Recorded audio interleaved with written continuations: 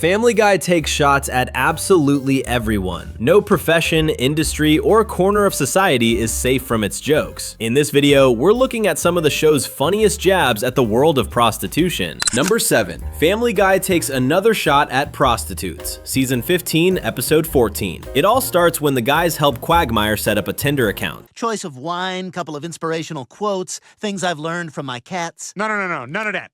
You want a naked bathroom selfie covering your stuff with a fistful of $100 bills. That shows you like sex and you got money. Quagmire wants to message women the normal way, but Peter insists there's a much simpler strategy. Just send eggplant emojis and let nature take its course. She says come over right now. Peter, hand me that KY jelly.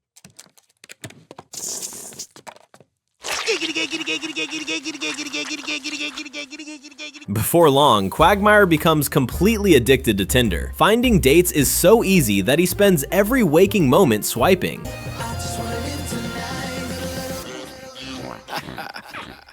When the guys get together for a round of golf, they're horrified by what they see. Quagmire has transformed into a goblin-like creature whose entire existence revolves around Tinder. Hey, Quagmire, maybe it's time to ease off that Tinder, huh? No! Ah, damn it. Grayscale. They try talking some sense into him, but it's hopeless. Desperate, they destroy his phone, hoping he'll return to normal. Yeah, no kidding. Quagmire's in bad shape. He looks worse than I did after that day at the beach. I spanked somebody else's kid. Instead, Quagmire finds new ways to feed his addiction. With no phone available, he starts swiping Tinder on a microwave.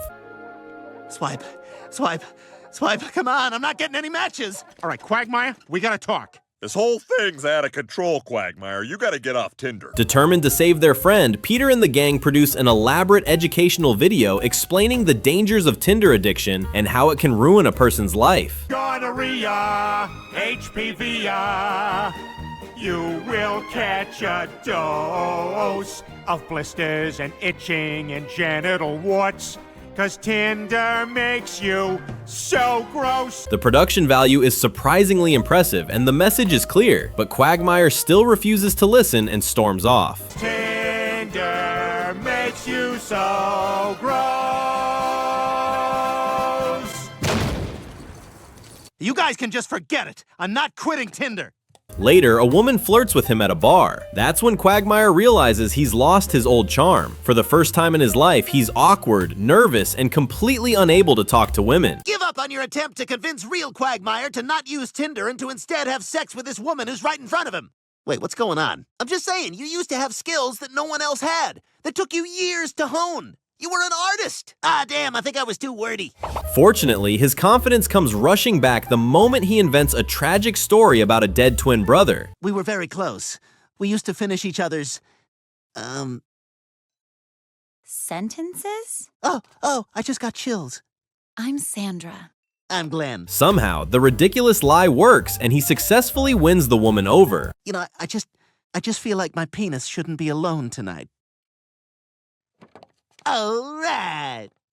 As Quagmire leaves with his date, the guys congratulate themselves for bringing the old Quagmire back. They just hope the woman he's with is the prostitute they hired to rebuild his confidence, and not the serial killer currently terrorizing Quahog. Unfortunately, the prostitute they paid for shows up a few minutes later. I'm just glad she's a prostitute and not that lady murderer that's been all over the news. Hi, I'm that prostitute you guys hired to seduce your friend. Oh boy, well, deal's off, he's dead. The group immediately realizes this means Quagmire may have just wandered off with a murderer. Instead of worrying about their friend's possible death, they're more upset about wasting their money. To get their money's worth, they force the prostitute to play goalie while they spend the afternoon kicking soccer balls at her. So we can make other arrangements.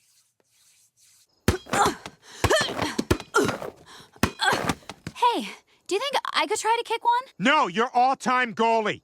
It's a classic Family Guy ending. Quagmire might be in mortal danger, and the guys are far more concerned about getting a refund. Number 6. Family Guy jokes about how the adult industry dodges the rules. Season 9, Episode 11. In this episode, Peter decides to help Chris find a hobby so they can finally bond. Chris needs a hobby. Hey, Chris, get in here. Yeah, Dad? We are gonna find you a hobby. What do you think of that? Okay. There you go, that's the spirit. Yuck. While searching for activities, they run into Herbert, who is thrilled because his lifelong dream of smelling Chris's hat has somehow come true. Please, God, let me just sniff his hat. Let me just sniff his hat. That's all I want.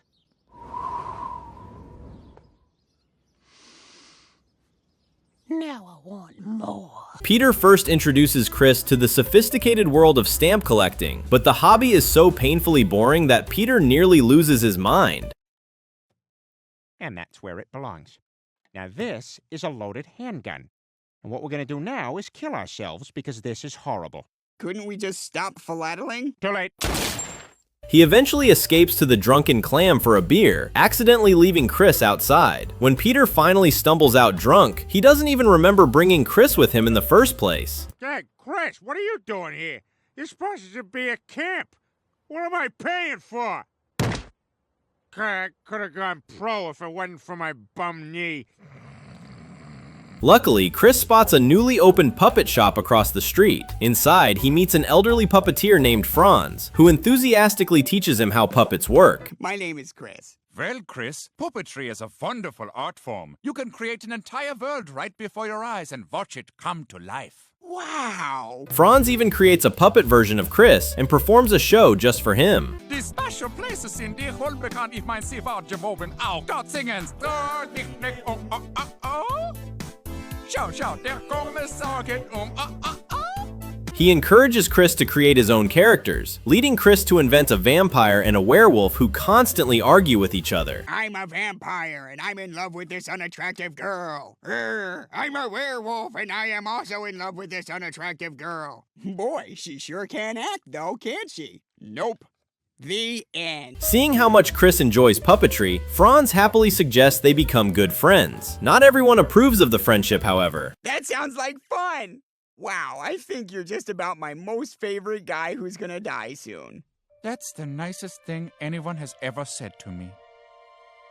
Oh, no! Herbert warns Lois and Peter that Franz once served Nazi Germany during World War II. According to Herbert, he was a young Air Force pilot who was captured behind enemy lines and sent to a camp run by Franz, where prisoners were forced into labor. He made me sort the camp recyclables, but some of those bottles still had a little bit of soda in them. It would spill out of my hands and make them kind of sticky.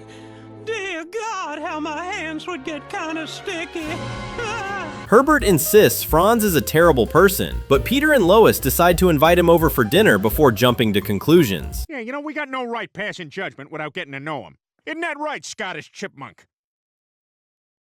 Yeah, he doesn't talk, but he's a chipmunk, and he's Scottish, and he would back me up on this. Later, when Chris heads to Franz's house, Herbert tries to stop him. Unfortunately for Herbert, his long history of creepy behavior makes him a less than trustworthy source. Help me what? Clean your pool with my shirt off? Or wash your car in jean shorts? Bend over in front of you to get little bits of lint out of the rug? I know what you're about, Mr. Herbert. Free labor, and I'm not into it! He demands that Chris choose between the two of them, and Chris chooses Franz. Chris, you have to choose. It's either Franz or me.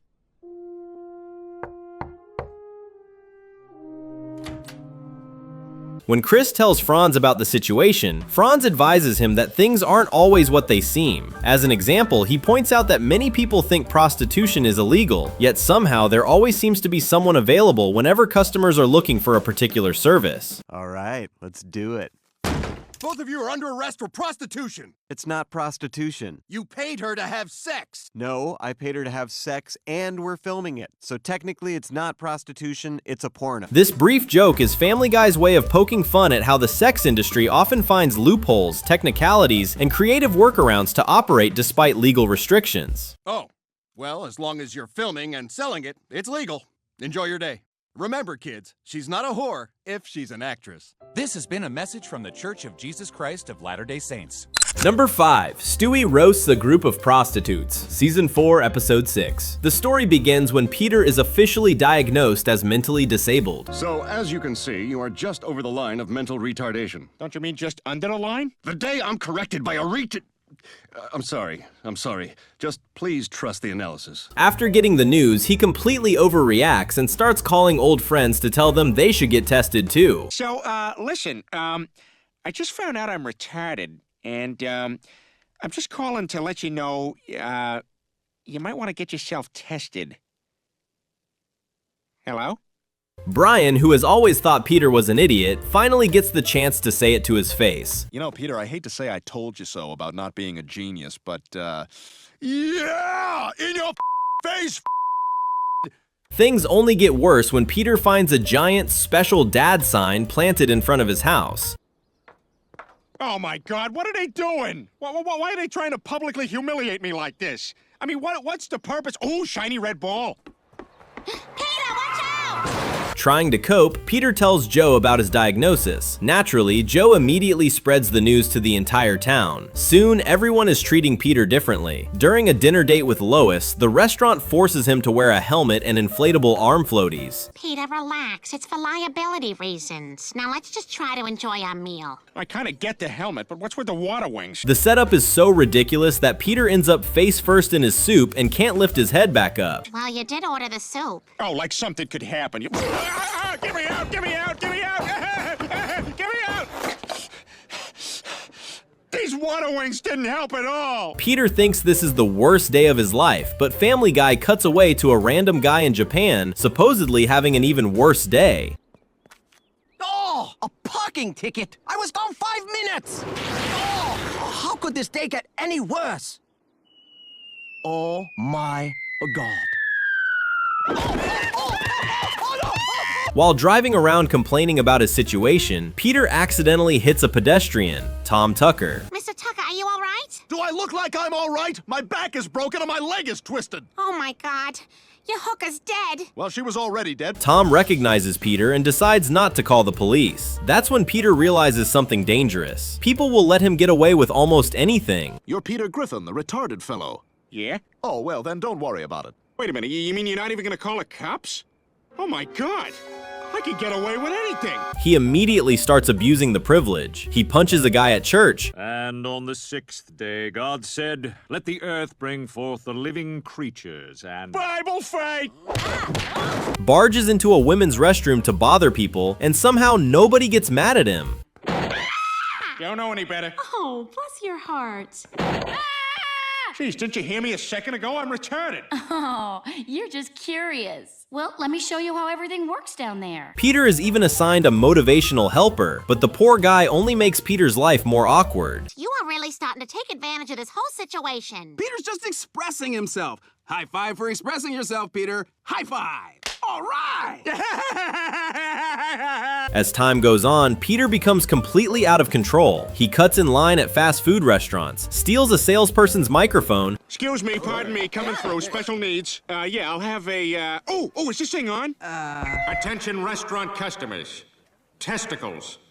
That is all. And eventually tries to take an entire deep fryer home with him. The plan backfires spectacularly and leaves Lois covered in severe burns. Fry you later. Oh, I am so taking this. Uh-oh. Lois, you look worse than that Rocky Dennis kid from Mask. Seeing his wife wrapped up like a mummy finally makes Peter regret his behavior. Unfortunately, things get even worse when authorities decide he's no longer fit to take care of his children. What? Why? Because you're mentally unfit to take care of them. No way! Oh my God! Finally! The kids are temporarily sent to live with Cleveland's family. Chris ends up sharing a room with Stewie for the first time. Whatever happened to Gina Davis? She used to be in movies, but she's not in movies anymore. She's attractive enough, but when she smiles, you see too much gum. Not a good tooth-to-gum ratio. While Meg is stuck sleeping in the living room, she invites her friends over to discuss painfully boring topics, causing Quagmire, who has been secretly spying from behind the couch, to angrily give up and leave. Damn it, you guys are boring the crap out of me. Stupid, mindless chatter is what it is. You know what I'm gonna do? I'm just gonna go back to my place and rent a dirty movie. This is ridiculous. That was weird. Oh well. Hey, let's compare breath. Brian comes up with a plan to help Peter win back his children. His brilliant idea? Hire 7 prostitutes and send them to Cleveland's house to damage his reputation. All right, come on, ladies, right this way. This'll show him that Cleveland's not fit to be a parent. The scheme creates one of the episode's funniest moments, as Stewie immediately starts mocking the women the second they arrive. So, tell me, is there any tread left on the tires at all? Or at this point, would it be like throwing a hot dog down a hallway? In true Peter Griffin fashion, the entire plan is a complete disaster. It fails miserably, Peter gets thrown out of Cleveland's house, and everyone involved ends up worse off than when they started. 1, 2, 3, 4, 5, 6, 7. 7 prostitutes. This is a shakedown. Mr. Griffin, this isn't going to work. Yeah, Peter, you and 5 of those prostitutes get out. Number 4. The brutal side of the sex industry. Season 15, Episode 3. In this episode, Quagmire is facing unemployment when he stumbles across a bachelorette party. The money being thrown at him inspires a new career path, becoming a stripper. Boy, and I thought the Federal Hill Bakery had nice buns. Oh, you're talented, Denise. You should really go for it. After making an excuse to leave his friends, Peter and the gang follow him and discover he's working at a strip club. Oh my God, what are you guys doing here? Crap, our disguises didn't work. When Peter accuses him of being a prostitute, Quagmire denies it, right up until several women literally offer to pay him for his company. Hey, that is offensive. I am a dancer, not a gigolo. Captain Cockpit, my friend is about to get married, and we were wondering if you'd have sex with her for $500. I'm a gigolo. Before long, Quagmire becomes a professional gigolo. His first problem comes when a client refuses to pay, but Peter helps him collect the money. Hey, you didn't pay my friend, so I'm gonna play with your doorbell until you pay up. Stop it! I can do this all day. I love buttons. Fine, here's your money. Quagmire immediately gives Peter a cut, and Peter is thrilled. He offers to help Quagmire full-time so he can earn extra cash for football betting. Sure, that sounds great. And you know what? It'll be nice having a little extra cash to bet on college football. Yeah, I'd like to bet $100. You want to pick a team? No, just take it. The two quickly become an absurd business duo. Peter drives Quagmire all over town, introducing him to every kind of client imaginable. Some days won't and ever, and some days pass on by. I'll be working here forever, at least until I die. Damned if you do, damned if you don't. I'm supposed to get a At one point, Peter even buys the wrong kind of gum, leaving Quagmire in an awkward situation during an appointment. Working for a living, living and working. I'm taking what they're giving, cause I'm working for a living. After days of non-stop work, Quagmire is completely exhausted and wants just one night off. But Peter suddenly bursts through the door dressed like a full-fledged pimp and demands that Quagmire get back to work immediately and make more money for him. What's in your pimp cup? It's actually a wheatgrass ginger mixture. I was in the middle of a cleanse. I didn't know we'd be doing this pimp thing, but I made a promise to my body.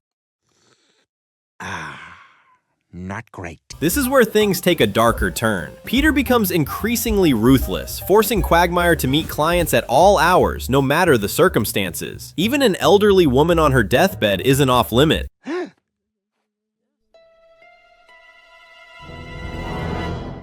Okay, let's go. Just so you know, it takes me a long time.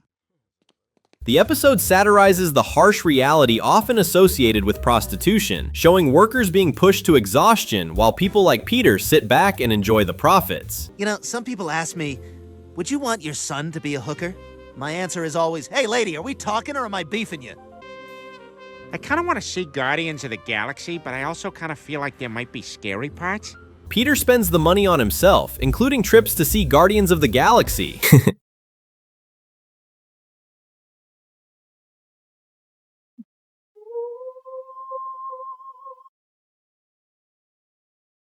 Even Cleveland almost becomes a customer, but the moment he realizes Quagmire is the one providing the service, he immediately backs his car up and leaves. Hey, I'm freezing. You got a blanket in there or something? I got a towel, but it's wet because I'm eating peaches. I lied about the hobby. I was sinning. I'm going to drive away backwards now. Things get even worse when Quagmire encounters a client with some extremely unusual requests. Terrified, he calls Peter for help. Big Pete, help! She wants to do German things! German things! What? No! He hasn't eaten anything in days! It's not gonna work! 9! Peter rushes in to save the day, but somehow makes the situation even worse. The chaos escalates until they end up needing help from an HBO camera crew. She's got us both! Help us, pimps and hoes! Help us, HBO camera crew! After the ordeal, Peter finally understands everything Quagmire has been going through and sincerely apologizes. Still, I'm really sorry. Can you find it in yourself to forgive me, and maybe we can just go back to being friends? I'd like that. The episode ends with Peter realizing how badly he treated his friend, while Quagmire returns to his old job. Oh, the strike ended a month ago. What? Why didn't you tell me? I did. Are you still GlennQ10 at AOL.com? No. Ah, well, there you go. Number 3. Family Guy takes a jab at street prostitution, Season 13, Episode 16. It all starts when Peter asks his friends to throw him a comedy roast. Peter, you're loud, you can't hold down a job, and you got high blood pressure.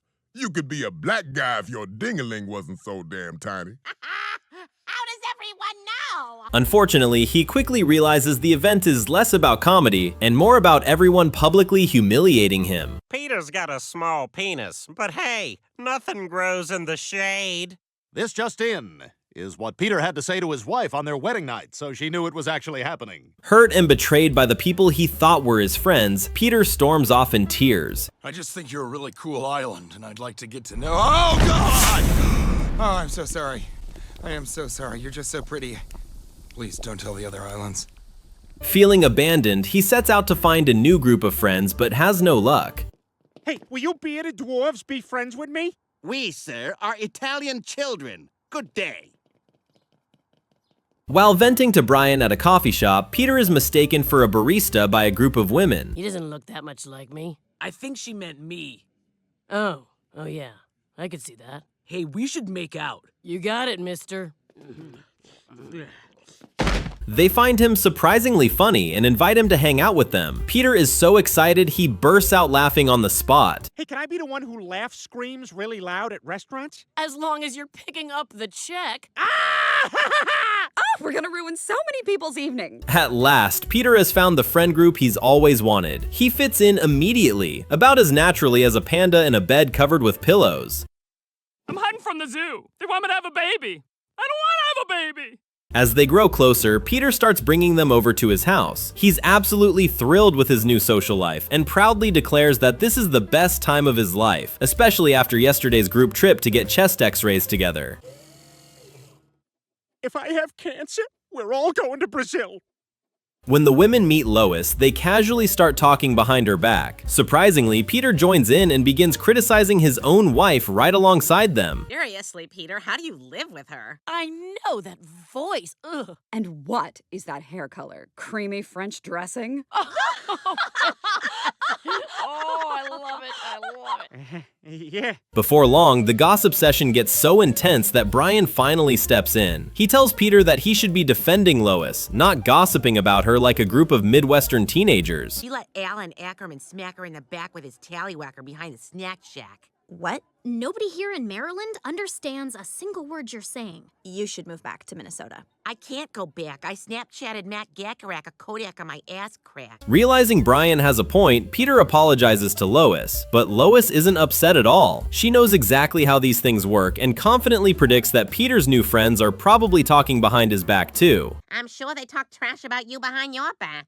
They most certainly do not. I guarantee you that as soon as you leave the room, they tear you to shreds. Of course, Peter refuses to believe it. He insists he'd immediately notice if anyone betrayed him, just like the time he figured out who was stealing his lunch at work. Please, you don't understand. Oh, I understand. That lunch didn't have your name on it, but this bullet does. My name is Peter too! Peter secretly hides nearby and listens in on his new friends. Just as Lois predicted, they start gossiping about him the second he leaves the table. I guess Peter made it to the bathroom because I can't feel him walking anymore. I know. 3, 5, 4, 5, right?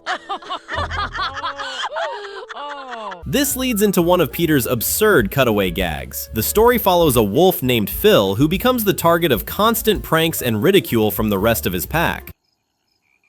Cock-a-doodle-doo! What an idiot. He actually believed me. That's what a rooster says, not a wolf. Humiliated and miserable, Phil drowns his sorrows in alcohol before stumbling home and yelling at his family. His wife promptly throws him out of the house for good. I was howling at the moon. Shut up! Why aren't you asleep? Why isn't he asleep? Leave him alone! Have you been drinking again, Phil? That's none of your business. I never wanted a cub. Get out! Get out now! Now wandering through the human world alone, Phil falls in with a shady party animal who introduces him to a life of addiction. Things spiral downhill from there until Phil is forced to work as a prostitute on the streets just to survive. Hey buddy, wanna get high? As if life couldn't get any worse, Phil unexpectedly runs into the same wolves who used to mock him. They immediately start making fun of him again. Hey, listen, man.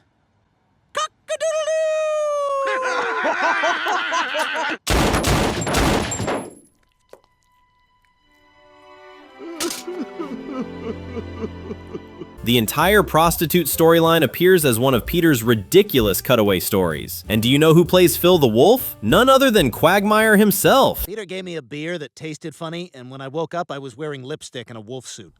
Number 2. When Peter Becomes a Prostitute, Season 3, Episode 9. It all starts when Peter visits Chris's school to give an inspirational career speech. Unfortunately, the kids couldn't care less about what he does for a living. I work in a toy factory, and you know what I do there? I bet you're just one of those low-level assembly line guys who stand there all day screwing heads on dolls. Ooh, is it on straight? I don't know. Boo! Disappointed, Peter heads home and complains that everyone else seems to have cooler jobs and is way more successful than he is. Hey, come on, you have a great job. Yeah, you're doing good. Lois suggests inviting his boss, Mr. Weed, over for dinner so Peter can finally tell him what he wants from his career. Peter agrees and just hopes Mr. Weed doesn't bring the same kind of bad luck as the notoriously crazy Margot Kidder.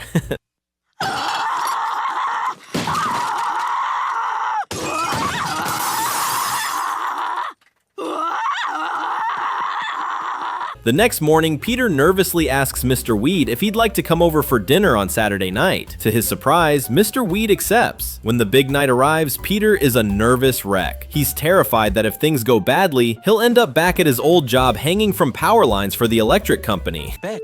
I knew that. Slow it down. Pit. Come on, pal. It's my first day. Fat. Oh, that's it, buddy.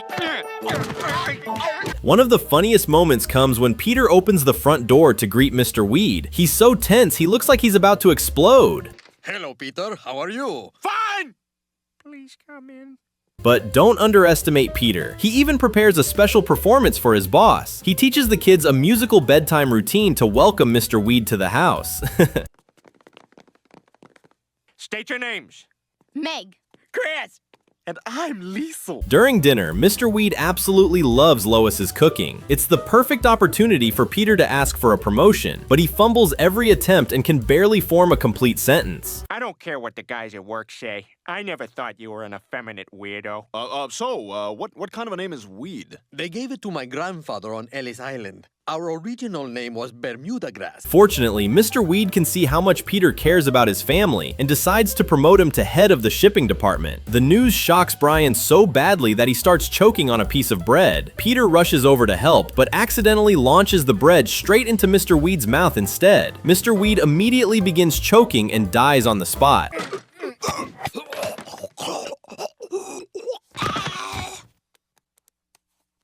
He's dead. Forgot my purse.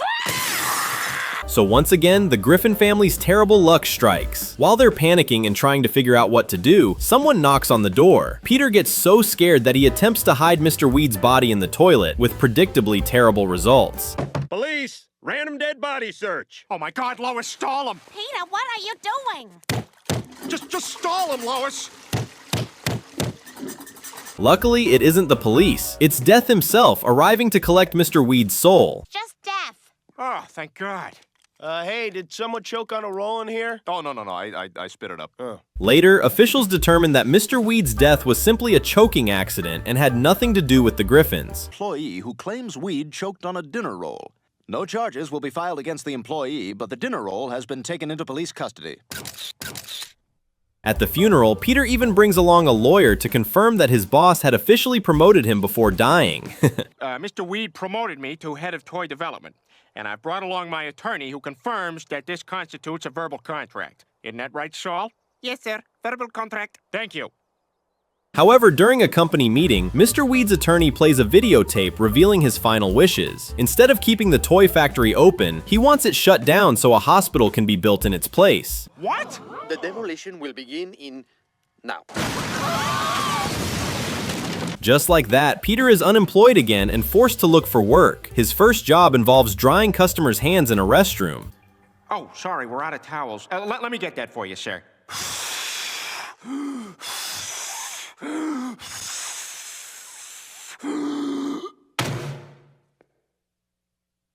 His next scheme is pretending to be deaf at the airport to collect money, but people quickly catch on. What, I'm supposed to pay $2 for stickers because this guy can't hear? Come on. Hey, I might be deaf, but I have feelings.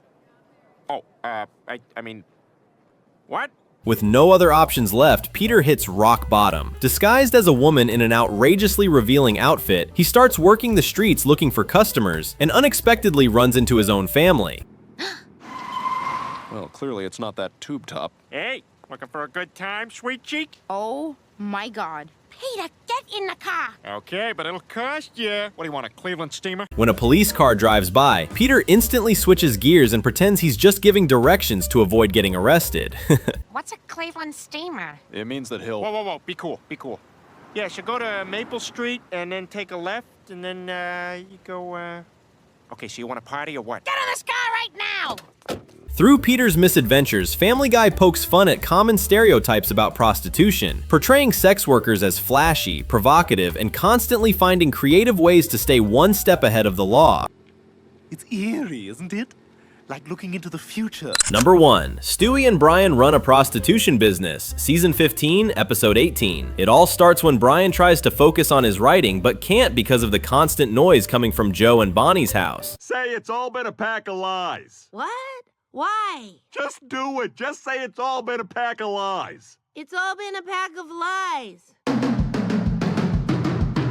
As a result, he can't finish the next chapter of The Old Man and the Sea. Are you allowed to do that? But I can't get anything done. It's so damn loud around here. Oh, yeah, that's what Hemingway used to complain about. This Spanish Civil War's just too loud. How am I supposed to get anything done? Brian dreams of escaping to a peaceful island and living in a lakeside house where he can write in peace. Hearing this, Stewie comes up with a brilliant business idea, opening a bed and breakfast. Oh, like a B&B? That could be fun. What? What are you talking about? I'm talking about you and me opening a B&B. Brian is immediately on board, saying it can't possibly be worse than his time on the neighborhood watch. Hey guys, do y'all want to say the oath again? Oh. For the watch. Oh. For the watch. Oh. For the watch. Where Peter and 3 other large men repeatedly stabbed him in the stomach during a training exercise. Hi, Brian. I'm the boring storyline of the fat guy that's watching that girl. And I'm Ballers. Ow! I totally get it. You're right to do this. The two work hard decorating their new B&B, convinced success is right around the corner. I got the boiler up and running, Mr. Griffin. Well, we don't have a boiler, but I can't wait to see what you've done in the cellar.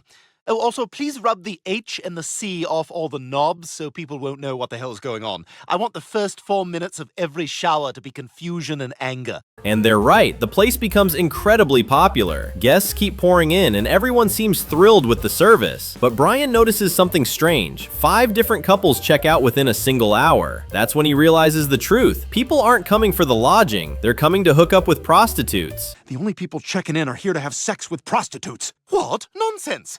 Well, then why are they all signing the guest book and writing quaint things like railed crystal good? Oh. Damn it, this is awful. Brian beats himself up for not noticing sooner, saying the whole thing was even more obvious than George Takei trying to hide that he's gay. So what are you doing tonight? Hopefully choking on some vagina. Oh, numbers. All right, that sounds fun. See you later. I am a heterosexual. Stewie, being the business genius that he is, sees nothing but opportunity. He immediately hires 5 prostitutes to serve the growing demand. Ladies, this is my associate. Brian, bitches. Bitches, Brian. What's all this? This, Brian, is called diversification. Brian initially objects, but the second Stewie flashes a huge stack of cash, his moral principles magically disappear. Hey, what are you girls doing standing around? Get to work! I'm telling you, that dog is very easily persuaded. Business is booming. The only real problem is that the prostitutes occasionally drop their rectums on the staircase, which greatly annoys Stewie. But it appears that someone's rectum fell out on the stairs. Now, whose is it? Be honest. All right, that's fine. But let's just agree on a rule that if your rectum falls out on the stairs, it's on you to pick it up. The B&B becomes so successful that customers start lining up outside the door. Brian happily points out that making money here is way easier than delivering pizzas in New Orleans, where a street band once blocked his route and prevented him from making a delivery on time. We're all just blocking the street. Oh, thank God. One of us dropped the contact lens. We're going back to block the street. Ah, screw it. We won't stop blocking the street. Never stop blocking the street. As the operation grows, Stewie starts asking awkward adult questions that leave Brian completely speechless. Hey, Brian, what's a splat job? I don't know, Stewie. I'm worried that you're seeing too much. Some guests also run into health problems, including Lamar Odom, but fortunately, emergency services arrive in time.